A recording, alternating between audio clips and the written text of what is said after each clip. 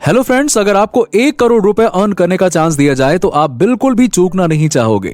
Friends, आज की video को स्टार्ट टू एंड तक देखते रहो बिकॉज कि मैं आज आपको वीडियो में 20,000 रुपए की सैलरी से 1 करोड़ रुपए अर्न करना सिखाऊंगा, वो भी इन्फ्लेशन एडजस्ट करने के साथ ही। आज मैं आपको कुछ ऐसी बातें बताऊंगा जो आपके माइंडसेट को शिफ्ट करने में बहुत हेल्प करेंगी एंड ये सब मजेदार स्टोरीज और इजी एग्जांपल्स की हेल्प से मैं आपके साथ में शेयर करूंगा ताकि आपका माइंडसेट इसमें बना रहे। फ्रेंड्स, नाच गाने की वीडियोस पे तो हर कोई टाइम वेस्ट करता ही करता है, लेकिन अपने आप को इंप्रूव करने के लिए कोई 10 मिनट भी नहीं देना चाहता है। लेकिन आपने इस वीडियो पे क्लिक किया है, सो आई विल मेक श्योर कि आपके आने वाले 10 मिनट में आप कुछ काम का सीख पाओ और आपका प्रीशियस टाइम वेस्ट ना हो। चलिए स्टार्ट करते हैं बिना देरी के।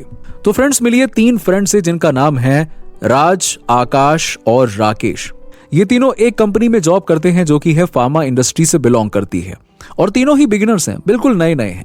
इसीलिए तीनों को 20,000 रुपए की सैलरी मिलती है। अब नए लोगों को कहां ज्यादा पैसे की सैलरी मिलेगी, बट कोई बात नहीं, तीनों के वेज ऑफ थिंकिंग में बहुत डिफरेंस है। इसीलिए फ्यूचर में तीनों की फाइनेंशियल लाइफ बहुत ही डिफरेंट होने वाली है।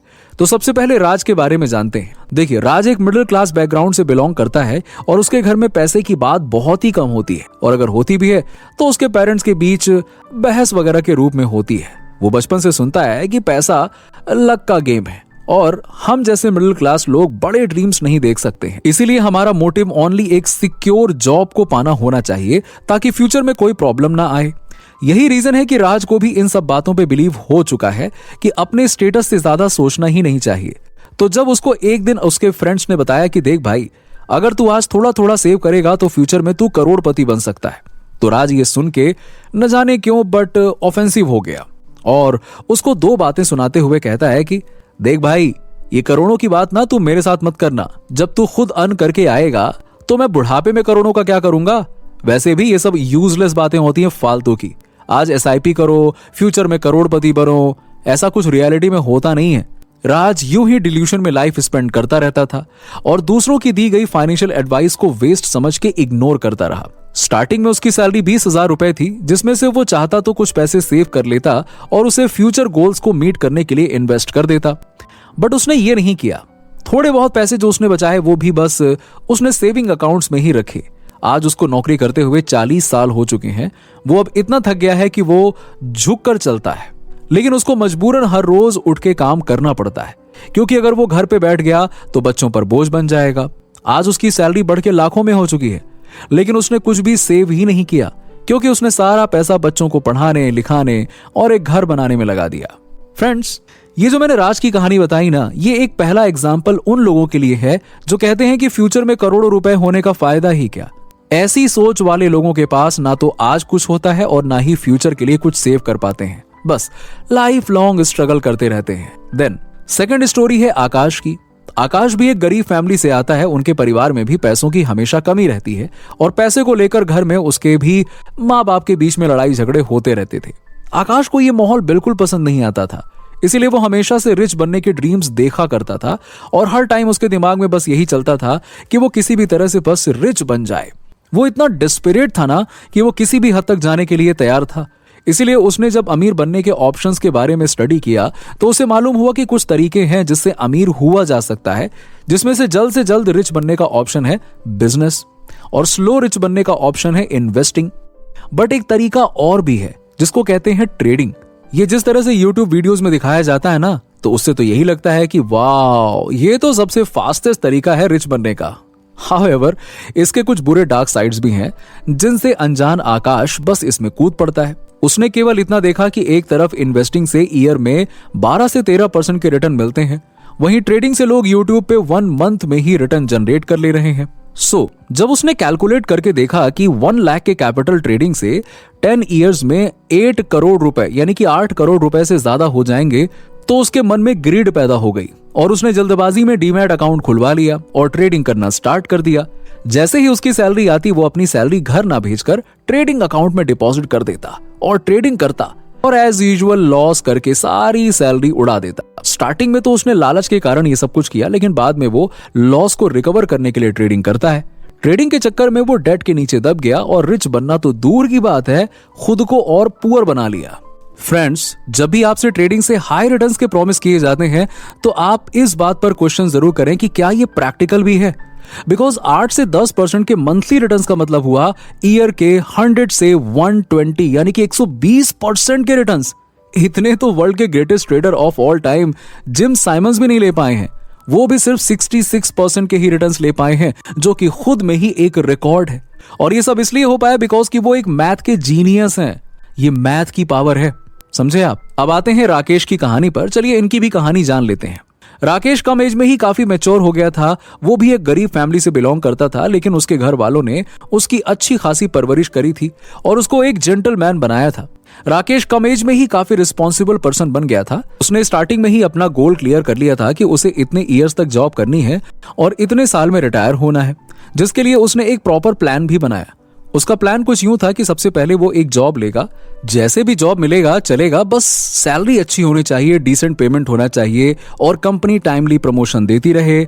उसके बाद वो कुछ ईयर्स तक पैसे सेव करेगा और फिर अपने सेविंग से एक साइड हसल करेगा और फिर साइड हसल पे जी जान से हार्ड वर्क करने के बाद उसे सक्सेसफुल बनाएगा और फिर जब डिसेंट अर्न करने लगेगा तो लॉन्ग टर्म के लिए इन्वेस्ट करेगा और देन वो अपनी रिटायरमेंट को भी सिक्योर कर सकेगा। ये उसका प्लान था। अब ये प्लान बनाने के बाद सबसे पहले उसने एक जॉब ले ली और जिसमें उसकी स्टार्टिंग सैलरी थी 20,000 रुपए। अब ज्यादा से ज्यादा वो सेव करने की कोशिश करने लगा। वैसे तो इतनी सैलरी में कुछ बचाना ही बड़ा डिफिकल्ट हो जाता है, बट अभी राकेश सिंगल था तो रिस्पॉन्सिबिलिटीज अभी बहुत ही कम थी, सो वो थोड़ा बहुत पैसे सेव कर लेता था।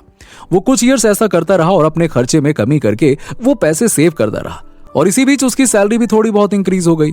अब उसको फील हुआ कि उसको अब नेक्स्ट स्टेप लेना चाहिए, बिकॉज कि अब उसकी सैलरी भी थोड़ी बहुत पहले से अच्छी हो चुकी थी और उसने इतने पैसे भी सेव कर लिए थे कि अगर उसको उसके साइड बिजनेस में लॉस भी हुआ तो वो सस्टेन कर पाएगा।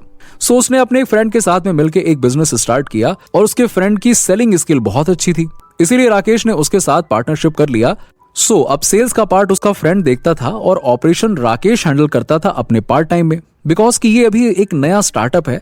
सो राकेश इजिली उसको अपने पार्ट टाइम में हैंडल कर लेता है। दिन राकेश ने कुछ ईयर्स तक मेहनत करी और स्टार्टिंग में उसने काफी प्रॉब्लम्स फेस करी, जो कि ऑब्वियस था, होता है, बिकॉज उसकी फैमिली में कभी किसी ने इससे पहले बिजनेस ही नहीं किया था। बट वो चीजों को समझता गया और कुछ ट्रायल एंड एरर्स करने के बाद उसको चीजें समझ में आने लगी। इस बीच उसकी बिजनेस की समझ भी अच्छी हो गई। इन सब के चलते राकेश साइड हसल से डिसेंट अर्निंग करने लगा। सो धीरे धीरे करके राकेश 50,000 रुपए अपने साइड हसल से अर्न कर लेता था।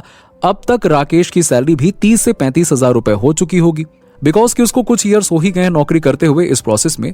सो अब राकेश ने इन्वेस्ट करने का सोचा, क्योंकि राकेश खुद भी बिजनेस कर रहा था। सो उसको बिजनेस की पावर अब अच्छे से समझ में आ चुकी थी, इसीलिए वो और अच्छे बिजनेस में इन्वेस्ट करना चाहता था। और गुड बिजनेसेस में इन्वेस्ट करने का सबसे अच्छा तरीका होता है स्टॉक मार्केट। सो राकेश भी इसे ही चूज करता है एंड वो इन्वेस्ट करने के लिए यूज करता है 60-20-20 रूल को। इस रूल के अकॉर्डिंग 3 डिफरेंट इंडेक्स में इन्वेस्ट करेगा और ये 3 इंडेक्स है निफ्टी 50, मिड कैप 100 और निफ्टी स्मॉल कैप 250। सो निफ्टी 50 में तो आप जानते हैं कि हमारी कंट्री की टॉप जानी मानी 50 कंपनीज इन्वॉल्व होती हैं और इनसे 12 से 13% के रिटर्न्स की होप तो एक पर्सन लगा ही सकता है। उसी तरह से निफ्टी मिड कैप 100 में मीडियम साइज की 100 कंपनीज होती हैं जिनमें थोड़ी तेजी से ग्रो होने का पोटेंशियल होता है। इनको भी ध्यान से चूज किया जाता है और इस उम्मीद के साथ कि फ्यूचर में इन्वेस्टर्स को अच्छे रिटर्न्स देंगी और इस इंडेक्स में इन्वेस्ट करने से 14 से 15% तक के रिटर्न्स एक्सपेक्ट किए जा सकते हैं। देन लास्टली आता है निफ्टी स्मॉल कैप 250 इंडेक्स। इस इंडेक्स में 250 स्मॉल कंपनीज होती हैं और ये कंपनीज छोटी होती हैं। दैट्स व्हाई इनमें ग्रोथ पोटेंशियल सबसे ज्यादा होता है एंड इन्वेस्टर्स जिन्होंने बहुत तगड़ी वेल्थ कमाई है उन्होंने भी कंपनीज को उस फेज में पहचाना जब वो स्मॉल थी और उनकी ग्रोथ के टाइम पे उनमें इन्वेस्ट करते रहे। जैसे कि एग्जांपल है राकेश झुनझुनवाला जी का। जब टाइटन कंपनी में उन्होंने इन्वेस्ट किया तो उस टाइम वो एक स्मॉल कैप कंपनी थी और आज वो एक जाइंट बन चुकी है जिसकी मार्केट कैप 3 ट्रिलियन को क्रॉस कर चुकी है। राकेश झुनझुनवाला जी के पास में उनके डेथ से पहले इस कंपनी के 16,000 करोड़ के शेयर्स थे। इस एग्जांपल से आप स्मॉल कैप कंपनीज की ग्रोथ पोटेंशियल का अंदाजा लगा सकते हो। निफ्टी स्मॉल कैप 250 से 18 से 20% के रिटर्न्स भी देखने को मिल सकते हैं। हाँ, इसमें रिस्क भी बाकी 2 इंडेक्सेस से ज्यादा होते हैं और ये इंडेक्स बाकी 2 इंडेक्सेस के मुकाबले ज्यादा वॉलेटाइल रहता है। अब देखो, सिर्फ रिटर्न्स को देखा जाए तो सबसे high returns small cap index ही देता है, बट रिस्क भी इसमें ज्यादा होता है। वहीं निफ्टी 50 इंडेक्स में रिस्क सबसे कम होता है बट रिटर्न्स भी लो है। सो निफ्टी 50 की सेफ्टी और स्मॉल कैप 250 के रिटर्न्स दोनों मिलें, इसके लिए राकेश इन तीनों इंडेक्सेस में 60-20-20 रूल्स के अकॉर्डिंग अपने पैसे इन्वेस्ट करता है। यानी कि वो 60% इन्वेस्ट करता है निफ्टी 50 इंडेक्स में, देन 20% इन्वेस्ट करता है निफ्टी 50 मिड कैप 100 इंडेक्स में, और 20% ही इन्वेस्ट करता है निफ्टी स्मॉल कैप 250 इंडेक्स में। तो इस तरह से उसका रिस्क भी मैनेज हो जाता है और उसको 16% के करीब एवरेज रिटर्न्स भी मिल जाते हैं। अब अज्यूम कर लेते हैं कि राकेश 20,000 रुपए मंथली इन्वेस्ट करता है, बिकॉज कि वो अपनी जॉब और बिजनेस से अच्छा अर्न कर लेता है। सो इतने की SIP वो लगा सकता है। बाय द वे, अगर आप सोच रहे हो कि मैं तो बिजनेस नहीं करना चाहता, मेरे लिए तो ये प्लान है नहीं, सो ऐसा नहीं है, ये प्लान आपके लिए भी है। बस थोड़ा वेट करिए, मैं समझाता हूं कि कैसे। हमने अज्यूम किया कि राकेश का SIP अमाउंट है 20,000 रुपए और 60-20-20 रूल के अकॉर्डिंग मनी एलोकेट करने के चलते उसको रिटर्न मिलेंगे 16% के। तो ऐसा करने से 20 ईयर्स के बाद में उसके पास हो जाएंगे 3.5 करोड़ रुपए, और इन्फ्लेशन एडजस्ट करने के बाद भी उसकी वैल्यू 1 करोड़ से ज्यादा की रहेगी। अब यहां पे राकेश अपनी जॉब से परमानेंट छुट्टी ले सकता है और अपने पैशन यानी कि बिजनेस को करते हुए अपने मन मुताबिक लाइफ जी सकता है। अब वो खुद का ही खुद बॉस होगा, उसे किसी को सुबह उठ के रिपोर्ट नहीं करना होगा और वो एक सेटिस्फाइड लाइफ जी पाएगा। अब यहाँ पे आपका क्वेश्चन ये होगा कि मुझे तो बिजनेस करना ही नहीं है बॉस, मैं कैसे इस प्लान से फाइनेंशियली फ्री हो सकता हूं, मुझे तो ये बताओ। देखिए, उसके लिए आपको स्टेप अप SIP का सहारा लेना होगा और इन्वेस्टिंग पीरियड को थोड़ा लंबा रखना पड़ेगा।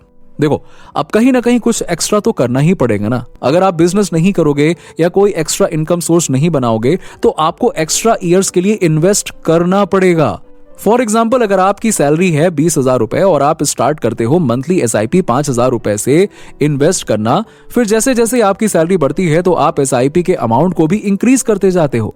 लेट्स आप इंक्रीज करते हो 10% से, तो आप एवरी ईयर SIP के अमाउंट को इंक्रीज करते हो 10% से, और 60-20-20 रूल्स को फॉलो करने से आपको भी 16% के रिटर्न मिलते हैं। तो आपको 30 ईयर्स लगेंगे 5 करोड़ बनाने में, जिनकी इन्फ्लेशन एडजस्टेड वैल्यू होगी 1.5 करोड़ रुपए से ज्यादा की। यानी कि ऐसा ही होगा जैसा कि आपके पास करोड़ रुपए हो।